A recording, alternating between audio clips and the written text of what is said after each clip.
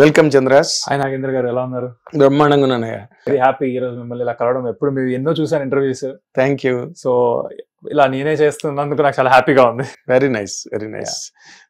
Attitude star అని నీకు పెట్టినందుకు ఎవరు పెట్టారు అసలు నీకు యాటిట్యూడ్ స్టార్ అని? అది మనం స్టేజ్ ఎక్కాము, నా బర్త్డే రోజు మా డాడీ ప్రెస్ మీట్ పెట్టారు. నేను 3 మూవీస్ సైన్ చేశా. సో ఆ సైన్ చేసిన ఈవెంట్ అని చెప్పి ఆయన రాబోతున్నావు కదరా, డైరెక్ట్ గా సినిమా రిలీజ్ అయినప్పుడు కంటే కొంచెం ముందే నేను ఇలా రాబోతున్నా అని చెప్తే ప్రేక్షకులు ఇంకా దగ్గర తీసుకుంటారు. నేను నీ బర్త్డే సందర్భంగా నేను ఇచ్చే గిఫ్ట్ ఇదే అని చెప్పి he planned his PR type లో అనుకొని ఆయన ప్లానింగ్ అనమాట. సో ఆ ఈవెంట్ లో నేను మా డాడీ ఆ సినిమానే అవ్వకుండా నన్ను చాలా బాగా చేస్తాడు, అది చేస్తాడు, ఇది చేస్తాడు, అరే తర్వాత చెప్తారులే కదా రిలీజ్ అయినప్పుడు మళ్ళీ ఇప్పుడే చెప్పాను. నాకు ఒక రకమైన ఫస్ట్ టైం స్టేజ్ ఎక్కున్నా కదా, షై ఫీలింగ్ ఉండింది, కొంచెం ఎంబారెస్మెంట్ ఉంది. ఎందుకంటే 30 కెమెరాలు ఉన్నాయి సార్ అక్కడ నా ముందు, అన్ని పెద్ద పెద్ద స్టాండ్లు వేసుకొని జనం ఉన్నారు, నా గురించి మాట్లాడుతున్నారు, మళ్ళా నా చదువు గురించి చెప్తున్నారు మా డాడీ, ఏం అర్థం కావట్లేదు. సో సరే ఓకే కామ్గా ఉండాలి, మంచి మాట్లాడాలని చెప్పి నేనేదో నా మైండ్ లో అటు ఇటు చూస్తుండే. దాన్ని అందరూ యాటిట్యూడ్ అనుకున్నారు. సో దాని గురించి ఫుల్ ట్రోలింగ్స్ అయిపోయి ఆ ట్రోల్ వీడియోస్ పైన థంబ్నెయిల్స్ మీద కానీ లేకపోతే ఎక్కడైనా మీమ్స్ లో కానీ సోషల్ మీడియా ఫేస్బుక్ ఇన్స్టాగ్రామ్ మనుషులు యాటిట్యూడ్ స్టార్ అని పెట్టారు. అప్పుడు నా ఇమ్మీడియట్ గా నా సినిమా గ్లిమ్స్ ఒకటి రిలీజ్ చేద్దామని ప్రొడ్యూసర్ వాళ్ళు అనుకున్నారు. అప్పుడు నేను వర్క్ చేసిన సినిమాకి దాంట్లో వాళ్ళు డైరెక్ట్ గా యాటిట్యూడ్ స్టార్ అని పెట్టేశారు. నాకు కూడా తెలియదు పెట్టేంత వరకు. అది పెట్టి అంటే అప్లోడ్ చేసే ముందు నాకు పంపించారు ఫోన్ లోకి, పెట్టి నాకు పంపిస్తే నేను చూసి సార్ ఇదేంటి సార్ యాటిట్యూడ్ స్టార్ అని పెట్టారు, ఇంకా ఇంట్రడ్యూసింగ్ అనే ఉంది కదా, అక్కడ ఇంట్రడ్యూసింగ్ యాటిట్యూడ్ స్టార్ అని పెట్టారు, ఎవరికి అలా ఉండదు కదా సార్ అంటే, కరెక్టే సార్, మీరు ఒకసారి గూగుల్లోకి వెళ్ళి యాటిట్యూడ్ స్టార్ అని కొట్టండి, ఎవరు వస్తున్నారో మీరు చెప్పండి, మీరు రాలేదు వేరే ఏదేదో చెత్త అంతా వస్తుందంటే అప్పుడు మేము పెట్టమని చెప్పి అన్నారు. తర్వాత ఓకే సార్ ఒక్కసారి ఆలోచించుకొని చెప్తాను మరి మా ఫ్యామిలీ కానీ నా ఫ్రెండ్స్ తో కానీ మాట్లాడా. అరే ఇలా అన్నారు రా ఏంట్రా మరి మా ఫ్రెండ్స్ అంటే, వాళ్ళు అరే నిజమే కదరా నువ్వే వస్తున్నావు యాటిట్యూడ్ స్టార్ కొడితే, ప్రజలు ఇచ్చిందే కదా, అలా రావడం కూడా రేరు, వాళ్ళ నుంచి వచ్చింది కాబట్టి అది నువ్వు ఫిక్స్ అయిపోయినారా, తీసుకోవడం మంచి విషయం అది యాక్చువల్ గా అంటే, కరెక్టే కదా స్టార్డమ్ ఇచ్చిన అంటే స్టార్ ట్యాగ్ ఇచ్చారు, attitude can be good or bad, అది మన బట్టి ఉంటుంది. ఇంకా సో యాటిట్యూడ్ స్టార్ ఇంకా ఓకే అని ఇంకా గో విత్ ద ఫ్లో అనుకుని వదిలేసా. అంతేనా? అంతే. నీ యాటిట్యూడ్ ఏంటి అసలు యాక్చువల్ గా? అది మీరు చెప్పండి సార్, మీకు ఇప్పుడు కలిసి మాట్లాడుతున్నాం కదా, మీకు ఏమనిపిస్తుంది?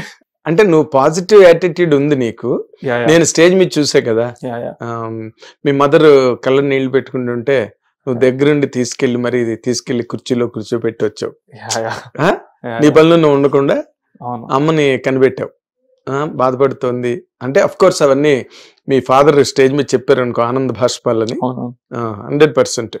కానీ సినిమా ఇండస్ట్రీలోకి వచ్చి ఒక్క సినిమా కూడా రిలీజ్ కాకుండా టైటిల్ కొట్టేసిన హీరో నువ్వు ఒక్కడవే వరల్డ్ సినిమాలో నా ఉద్దేశం.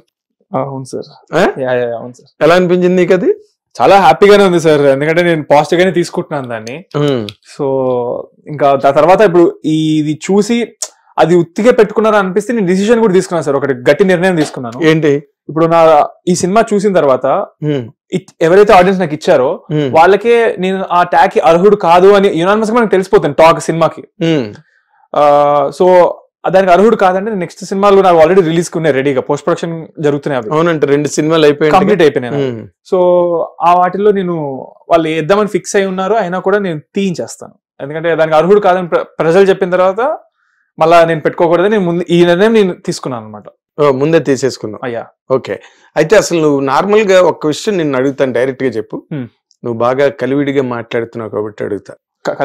కలివిడి అంటే ఒక ఫ్రెండ్లీగా, ఒక రిలేటబిలిటీ అండ్ జావియల్ గా అడగండి సార్. అసలు హీరోగా అవడానికి నీకున్న లక్షణాలు ఏంటి? నీకు నచ్చినవి, నీలో నీకు నచ్చినవా? ఎస్ నేను హీరో అని అనిపించడానికి. ఒకటి వచ్చేసి నేను మెయిన్ గా నేను హీరో కంటే కూడా నాకు ఎంటర్టైన్ చేయడం ఇష్టం సార్ ఆడియన్స్ ని. అంటే యూజువల్ గా నేను చిన్నప్పటి నుంచి చూసుకుంటే నా చుట్టూ ఉండే నేను గ్రూప్ లో ఎక్కడున్నా కానీ నాకు జోక్లు వేయడం కానీ లేకపోతే కలిసి కొన్ని ప్లాన్ చేయడం కానీ కలిసి అందరం తిరగడానికి కానీ లేకపోతే అలా చేయడం ఇష్టం. సో దానికి ఎందుకు ఇష్టం అంటే ఎంటర్టైన్ అవుతాం కదా, నవ్వుతాం కదా, రాత్రి పడుకునేటప్పుడు నాకు హ్యాపీగా ఉంటది, ఈరోజు ఇలా కొంత నవ్వించాను అని చెప్పి. సో జస్ట్ 10 మందిని మా ఫ్రెండ్స్ ని నవ్వించి నేను ఇంత హ్యాపీ ఫీల్ అవుతున్నప్పుడు ఒకేసారి కొంత వేల మందిని 1,00,000 మందిని నేను ఎంటర్టైన్ చేయగలుగుతున్నాను అంటే that is through cinema. So ఆ ఛాన్స్ హీరోగా చేస్తే ఎక్కువగా ఉంది నాకు. సో ఇంకా ఎక్కువ హాయిగా నిద్రపోగలుగుతా నైట్. సో అందుకని చెప్పి నేను హీరో అవుదామని డిసైడ్ అయ్యాను. కానీ ఈ ఒక్క రీజన్ ఉంటే సరిపోదని నాకు తెలుసు. దాని గురించి నేను ఎంతో హార్డ్ వర్క్ చేస్తున్నాను. అంటే డాన్స్ చేయడం కానీ, లేకపోతే ఫైట్స్ చేయడం కానీ, లేకపోతే యాక్టింగ్ నేర్చుకుందాం అని, నేర్చుకోవాలి క్లాసెస్ కోర్సెస్కి వెళ్ళాలని డాడీ చెప్పారు. బట్ నాకు అనిపించింది ఏంటంటే అది నేర్చుకుంటే వచ్చేది కాదనిపించింది నాకు. అంటే నేర్చుకున్నాక అనిపించిందా, నేర్చుకోక ముందే అనిపించిందా? నేర్చుకుంటే నేర్చుకోవడానికి ఒక చోటుకి వెళ్ళా సార్, 2 క్లాసెస్కి వెళ్ళి చూస్తే నాకు తెలిసిందే చెప్తున్నారు అనిపించింది. అండ్ ఆల్సో అది ఎవరికి హెల్ప్ అవుతుంది అంటే ఆ క్లాసెస్, ఇప్పుడు కెమెరా ఫియర్ ఉంటది లేదా షై ఉంటది కదా, కొంచెం ఓపెన్ అప్ అవ్వలేకుండా, వాళ్ళకి హెల్ప్ అవుతుంది సార్ అది ఓవర్కమ్ అవ్వడానికి. నాకు ఆ కెమెరా ముందు భయము అదంతా ఏం లేదు నాకు. ఒకసారి స్క్రిప్ట్ చూసుకుంటే వన్స్ ఐఎమ్ కాన్ఫిడెంట్, ఇంకా చేద్దామని చేసేస్తా. ఎలా వచ్చింది అలాంటి కాన్ఫిడెన్స్? ఇంకా ఏమో సార్ తెలియదు, చిన్నప్పటి నుంచి డాడీని చూస్తూనే ఉన్నాం కదా, అలాగా వచ్చేసి ఉంటుంది. సో యాక్టింగ్ అనేది నాకు తెలిసినంత వరకు you have to be born with it. And అందరికి ఉంటుంది ఆ కెమెరా ఫియర్ పోతే ఎవ్రీబడి కెన్ డూ ఇట్ అని ఐ ఫీల్. సో న్యాచురల్ గా మనం యాక్టింగ్ చేయాలంటే యాక్టింగ్ చేయకూడదు, యాక్ట్ చేస్తున్నట్టు ఉండకూడదు, ఓన్ చేసుకొని చేయగలగాలి. And I think I'm doing good job because మా ఫాదర్ గానీ, నేను చేసిన సినిమా డైరెక్టర్లు కానీ, వాళ్ళందరూ they very happy with my performance. So hero అవ్వాల్సిన లక్షణాలు యాక్టింగ్ రావాలి, మెయిన్ గా యాక్టింగ్ రావాలి.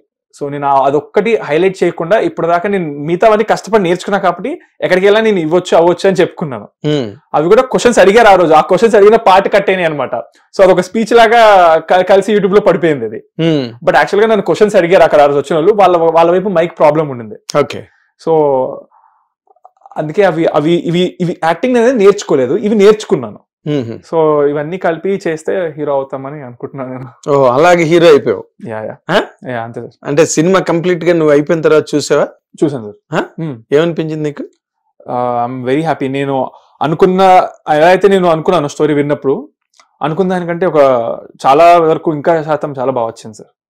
I'm very confident. అంటే కంప్లీట్ గా ఫిల్మ్ చూసినప్పుడు పార్ట్లీగా చేస్తారు కదా మీరు వర్క్, తర్వాత ఎడిటింగ్ డబ్బింగ్ కూడా అలాగే పార్ట్ బై పార్ట్ అవుతుంటాయి.